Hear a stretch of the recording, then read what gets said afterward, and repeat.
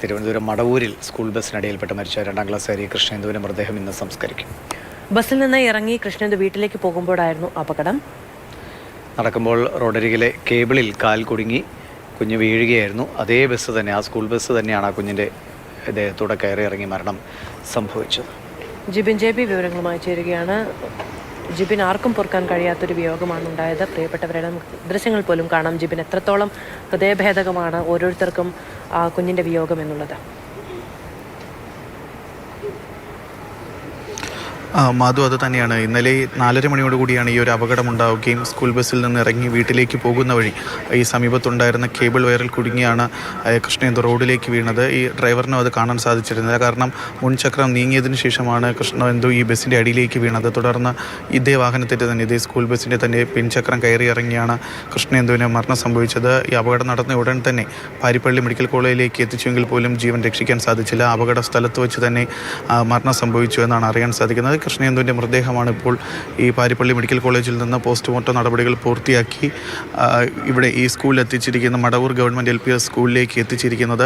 ഇവിടെ ഏകദേശം അരമണിക്കൂറാണ് ഈ ഒരു പൊതുദർശനം പറഞ്ഞിരുന്നെങ്കിൽ പോലും വലിയൊരു നീണ്ട നിരയാണ് ഈ സ്കൂളിൽ ഇപ്പോൾ അനുഭവപ്പെടുന്നത്. അതുകൊണ്ട് തന്നെ ഈ പൊതുദർശന നടപടികളൊക്കെ തന്നെ ഇനിയും നീണ്ടുപോകാനാണ് സാധ്യത. ഈ കൃഷ്ണേന്ദു 1ാം ക്ലാസ് മുതലാണ് ഈ സ്കൂളിൽ ചേർന്നത്. ഇപ്പോൾ 2ാം ക്ലാസ് വിദ്യാർത്ഥിയാണ്. ഇത് 7 വയസ്സ് മാത്രമേ പ്രായമുള്ളൂ.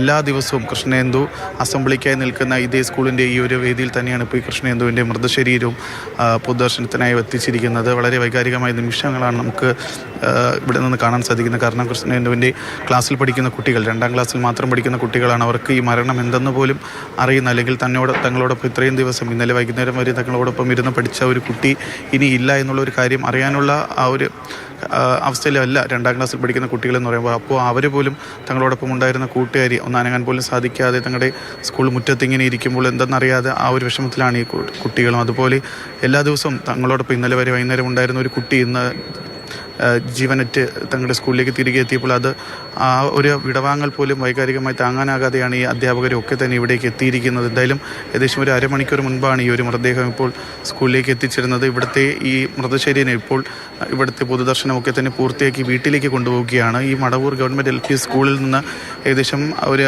2-2.5 കിലോമീറ്റർ മാത്രമേ കൃഷ്ണേന്ദുവിൻ്റെ വീട്ടിലേക്കുള്ളൂ. ഒരു 5 മിനിറ്റിനകം തന്നെ ഈ മൃതശരീരം വീട്ടിലേക്ക് എത്തിക്കാൻ സാധിക്കും.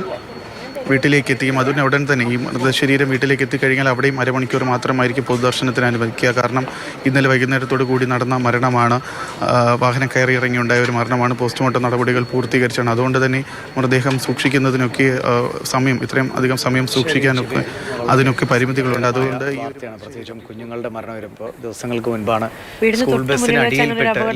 സ്കൂൾ ബസ്സിനടിയിൽപ്പെട്ട് ഒരു കുഞ്ഞു മരിക്കുന്നു. ഇപ്പോൾ ഈ കൃഷ്ണേന്ദുവിൻ്റെ മരണം.